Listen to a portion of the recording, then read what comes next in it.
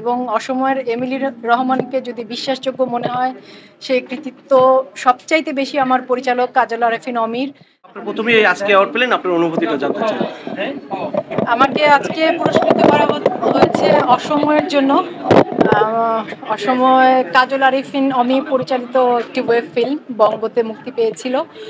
ধন্যবাদ, আসলে ভালো লাগছে, খুবই ভালো লাগছে। কাজের জন্য সম্মান পেলে তো ভালো লাগে। আমার পরিচালকের প্রতি ধন্যবাদ, টিমের প্রতি ধন্যবাদ, এবং এই আয়োজন যারা করেছেন, যারা আমাকে সম্মানিত করেছেন তাদেরকে ধন্যবাদ। আপু, অসময়ের গল্প আমরা দেখেছি, খুব একটি চ্যালেঞ্জিং অভিনয় ছিল, এটাকে আপনি কিভাবে উপস্থাপন করেছিলেন?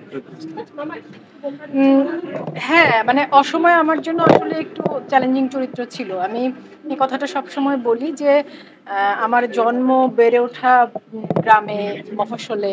তো হয় কি, আমাদের দেশের সাধারণ মানুষের জীবনযাপনটা আমার খুব কাছে থেকে দেখা। আমি ওর মধ্যেই বড় হয়েছি, কিন্তু খুব শহরের উচ্চবিত্ত, মানে খুব উচ্চবিত্তের জীবন আসলে আমি কাছে থেকে দেখিনি। তো তেমন জীবন যখন পর্দায় মানে তুলতে হয়, আমাকে একেবারেই নির্ভর করতে হয়েছিল পরিচালকের উপর।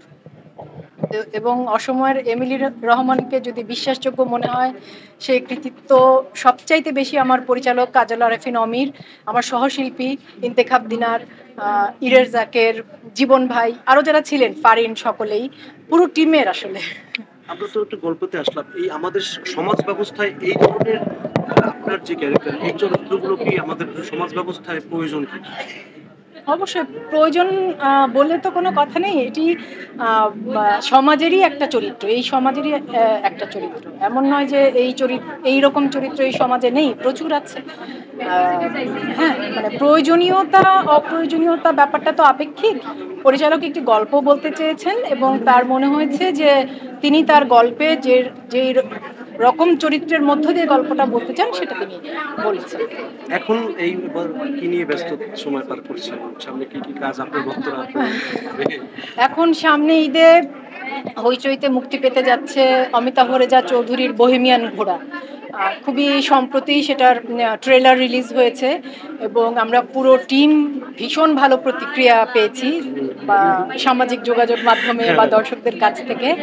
বোহেমিয়ান ঘোড়ায় ভীষণ মানে প্রধান চরিত্রে আছেন মোশাররফ করিম, তার সাথে আরও অনেক অভিনয় শিল্পীরা আছেন। প্রত্যেকেই যার যার ক্ষেত্রে খুবই, কি বলবো, গুণী, প্রতিষ্ঠিত। আছেন 8 জন নারী অভিনয় শিল্পী, আমি তাদের মধ্যে একজন। এবং আশা করি কাজটা আপনাদের ভালো লাগবে, কারণ অমিতাভ রেজা চৌধুরী আমার ভীষণ পছন্দের পরিচালক। আমি ব্যক্তিগতভাবে তার পরিচালনার ভক্ত, এবং এটা আমি সবসময় বলি যে আমার ক্যারিয়ারের একেবারে শুরুর দিকে অমিতাভ ভাইয়ের পরিচালনায় একটি বিজ্ঞাপন চিত্রে কাজ করেছিলাম, গ্রামীণ ফোনের বিজ্ঞাপন চিত্র, যেটি আমার ক্যারিয়ারের একটা টার্নিং পয়েন্ট, খুবই গুরুত্বপূর্ণ কাজ হয়ে আছে। তো পরিচালক হিসেবে অমিতাভ রেজার প্রতি এবং তার টিমের প্রতি আমার সবসময়ের কৃতজ্ঞতা, আবারও ধন্যবাদ এবং কৃতজ্ঞতা যে তারা বোহেমিয়ান ঘোড়ার আম্বিয়া চরিত্রে আমাকে চিন্তা করেছে। মুক্তির আগেই কিন্তু তিনি জনপ্রিয়তার শীর্ষে চলে গেছে। এই যে ধারাবাহিকতা এবং মান কাজ, এই কাজের মান ধরে রাখতে রুনা খান এই যে গল্প বেছে বেছে কাজ করেন, এটাকে কিভাবে এনজয় করেন? এটার এবং গল্প কিভাবে আপনি সিলেক্ট করেন? গল্প নির্বাচন করার প্রক্রিয়াটা খুব সহজ।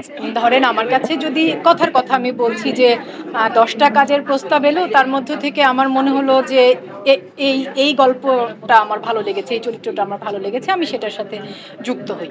প্রক্রিয়াটা এটাই।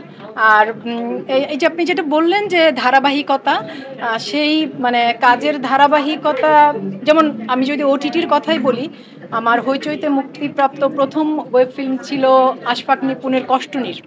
সেটার জন্য আমি ভীষণ ভালো দর্শক রেসপন্স, পুরস্কার, সম্মান, ভালোবাসা খুব পেয়েছি।